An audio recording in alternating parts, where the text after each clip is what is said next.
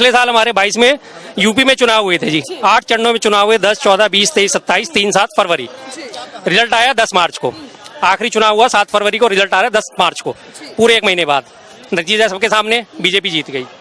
उत्तराखंड में चुनाव हुए 14 फरवरी, रिजल्ट आया 10 मार्च को, 24 दिन का पूरा टाइम मिला, बीजेपी जीत गई। पंजाब में तो खैर इनका कोई नाम लेवा ही नहीं था, अगर वहाँ कुछ करते तो पकड़े जाते। गोवा में 14 फरवरी को हुए, रिजल्ट आया 10 मार्च को। मणिपुर में 27 फरवरी और 3 मार्च को हुआ चुनाव, रिजल्ट आया 10 मार्च को। पूरा गैप मिला इन्हें बदलने के लिए। उसके बाद आते हैं जी कर्नाटका। 10 मई को इलेक्शन हुआ कर्नाटका में, 13 मई को रिजल्ट आ गया, बीजेपी का नामो निशान वहाँ पे नहीं था। 3 दिन के अंदर सिर्फ। आज सारी समिट हो रही है, अगले दिन वो उनकी काउंटिंग हो रही है और अगले दिन से काउंटिंग शुरू हो गई। ना टाइम मिला, ना हेरा फेरी कर सकते थे, ना चेंज कर सकते थे। उसके बाद आपके आते हैं जी छत्तीसगढ़ में 7 और 17 को चुनाव हुआ, रिजल्ट आ रहा है 3 दिसंबर को। पहले चरण के चुनाव हुए थे, इसमें 20 सीटों पे, 20 सीटों में पंडरिया विधानसभा बीजेपी जीती 26,398 वोटों से। कवर्धा से जीती 39,592 से। खैरागढ़ से जीती, ये राजनंद से जीती 45,000 वोटों से। पहले चरण के 11 सीटें वो जीत गई और सबका जो रेशो है 25,000 से ऊपर जा रहा है। कांग्रेस का रेशो क्या जा रहा है 1981, 2706 और ये 6434, ये उसका कांग्रेस का रेशो है। 30,000 सिर्फ एक जगह पे ये रेशो है। उसके बाद मैं बात करता हूँ आगे आपसे राजस्थान की। 25 नवंबर को इलेक्शन हुआ, 3 को रिजल्ट आ रहा है। इसका मतलब फिर आपको इन्हें टाइम मिला पूरा। छत्तीसगढ़ में आपको बताई दिया 7 और 17, 3 दिसंबर। एमपी में 17 नवंबर को हुआ, रिजल्ट आ रहा है 3 को, 15-16 दिन बाद। तेलंगाना में 30 नवंबर को इलेक्शन हुआ, रिजल्ट आ गया 3 तारीख को, तेलंगाना से साफ। मात्र 3 दिन में नहीं कर सकते इतनी, सैकड़ों मशीनें हैं। अब लोग कहते हैं ईवीएम हैक नहीं हो सकती, क्यों नहीं हो सकती भाई हैक? बटनों का ही तो खेल है। आज की डेट में मोबाइल, कंप्यूटर, लैपटॉप दुनिया भर में बैठे बैठे दुनिया कहाँ से कहाँ में हैक कर लेती है। चलो ब्लूटूथ से नहीं हैक करती तो बटनों से हैक कर सकते हैं। नमस्कार साथियों, मैं आपका दोस्त अशफाक अहमद और आप देख रहे हैं देशभक्त चैनल। ये जो चुनाव अभी अभी हुए हैं राज्यों के, 5 राज्यों के, उसमें भाजपा बम्पर जीत गई है। जबकि जितना भी ओपिनियन पोल आ रहे थे तो उसमें दिखा रहे थे कि मध्य प्रदेश में तो कांग्रेस आ रही है और छत्तीसगढ़ में तो भाजपा कहीं दिख ही नहीं रही है और राजस्थान में कांटे की टक्कर है, क्योंकि वहां पर 5 साल में सरकार बदल जाती है। अभी कांग्रेस है तो आगे भाजपा आएगी। तो इस तरह का पूरा नैरेटिव चल रहा था। अब उसके बाद में क्या हुआ, नतीजा है एकदम उलट।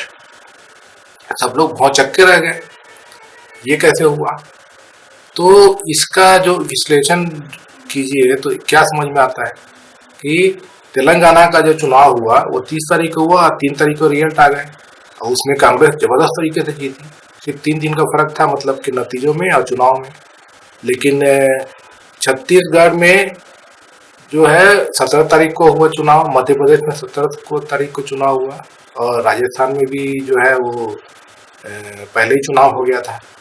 तो इसमें क्या होता है कि जो स्ट्रांग रूम में जो ईवीएम रखा जाता है, चुनाव के बाद में जो ईवीएम में मत पड़ गए हैं तो उसको उठा के स्ट्रांग रूम में रखा जाता है।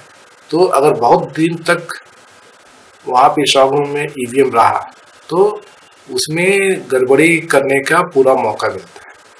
और फिर खबरें भी कुछ आई जिस तरीके की मध्य प्रदेश में कई ईवीएम जो है वो 90% चार्ज पाए गए, जबकि 7-8 घंटे चुनाव में उपयोग हुए। तो बैटरी जो है वो कैसे चार्ज रह गई इतने देर तक, मतलब चुनाव होने के बाद डिस्चार्ज होना चाहिए था ना, क्योंकि बैटरी तो बदलना नहीं है। एक बार जो ईवीएम जब मत पड़ गए, ईवीएम को उठा के ले जाया गया तो जैसी कंडीशन में ईवीएम रहेगी उसको उसके ऊपर में पूरा बाकायदा उसको सील लगा दिया जाता है कि उसमें कुछ छेड़छाड़ ना हो। फिर कैसे बैटरी चार्ज दिखी? और भी बहुत सारे चीजें हैं। और इसके पहले के भी चुनाव में देखिए तो जहाँ पे भी मत जो पहले पड़ गए हैं और बहुत दिन तक ईवीएम पड़ा हुआ है शाम में, वहाँ पर भाजपा जीतती हुई दिखती है।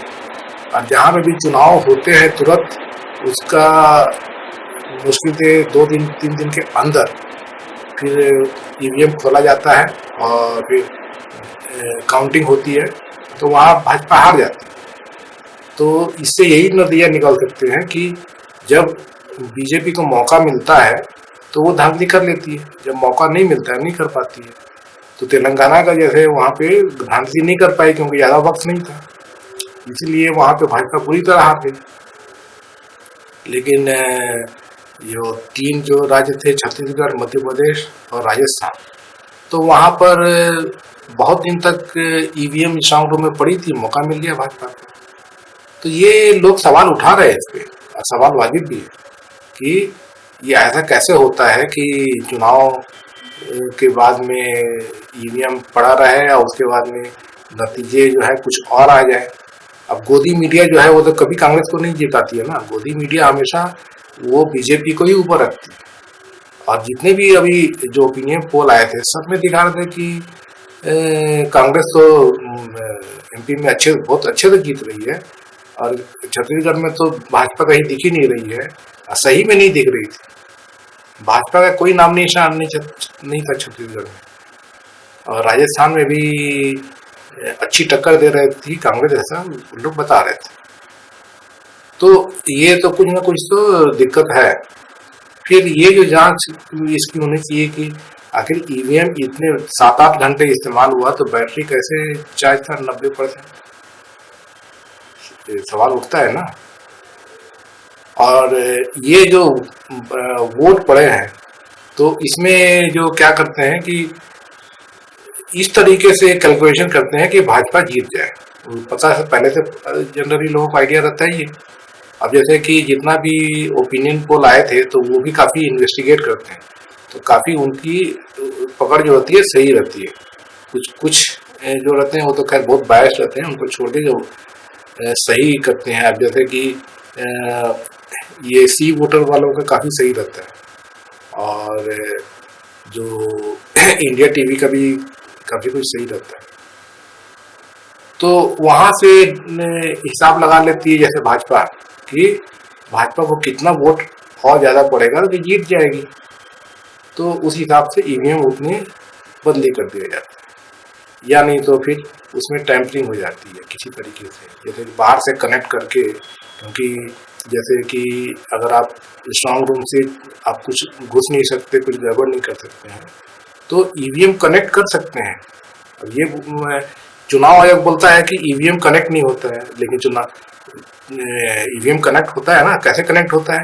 तो जो ईवीएम में जितने भी जो जैसे कि कोई क्षेत्र है, जैसे कि विधानसभा क्षेत्र है, तो विधानसभा क्षेत्र में कौन कैंडिडेट है, कौन कौन सी पार्टियां चुनाव लड़ रही हैं, और कौन उनके कैंडिडेट हैं, उनके क्या नाम है, कौन सी पार्टियों के, तो ये तो फीड करना पड़ता है ना ईवीएम में। तो कैसे फीड होता है? तो इसको कंप्यूटर में पहले डेटा होता है, वहाँ से कनेक्ट करते हैं ईवीएम को, और फिर उसमें डेटा फीड करते हैं। तब जाके फिर वो जब लोग मतदान करने आते हैं तो उनको दिखते हैं कि ना कौन सा कैंडिडेट है, किसका नाम है, कौन सी पार्टी का है, और किस पे बटन दबाना है, वरना कैसे मालूम चलेगा? तो ईवीएम कनेक्ट होता है ना। अब एक तो वायर से हो सकता है या बिना वायर के हो सकता है। तो उसमें ईवीएम में बोलते हैं कि कोई चिप नहीं लगा हुआ है कि इससे कनेक्ट किया जाए, लेकिन इसका वेरिफिकेशन कौन करेगा? कुछ तो गड़बड़ है कि बिना ईवीएम को छुए, बिना तार लगाए, बिना तार जोड़े ईवीएम में गड़बड़ी की जा सकती है, ये भी पॉसिबिलिटी। तो ये तमाम चीज़ें हैं जिसके बारे में चुनाव आयोग ठीक से जवाब नहीं देता है, वो ठीक से इसके बारे में प्रोसेस के बारे में बताता नहीं। और जो लोग जो डेटा फीड करते हैं ना, जो जब जैसे कि चुनाव का ऐलान हो गया, उसके बाद में कैंडिडेट नॉमिनेशन भर दिए, उसके बाद में एक विधानसभा क्षेत्र में कौन कौन कैंडिडेट हैं उसका पता चल गया, तो उसके बाद में फिर कॉन्ट्रैक्ट पे चुनाव आयोग लोगों को रखता है। और ये जो लोग कौन होते हैं? तो ये लोग जो होते हैं कि जो BEL भारत इंजीनियरिंग लिमिटेड, या जो हैदराबाद की कंपनी है जो ये जो ईवीएम मशीन बनाती हैं, जो देश की 2 कंपनियां जो ईवीएम के मशीन बनाती हैं, तो वहीं के पुराने लोग जो वहाँ से छोड़ चुके होते हैं, या फिर वहाँ के लोग को कॉन्ट्रैक्ट पे काम दिया जाता है ये डेटा एंट्री का। तो ये जब डेटा एंट्री का काम दिया जाता है तो ये लोग को पता भी होता है, और फिर दूसरे भी और लोग सब हो सकते हैं जो ईवीएम के बारे में अच्छे से जानते हैं।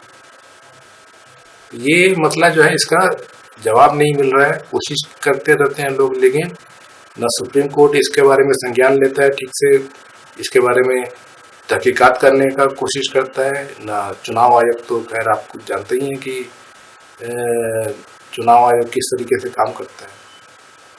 तो सवाल उठता है, इसका जवाब भी मिलना चाहिए।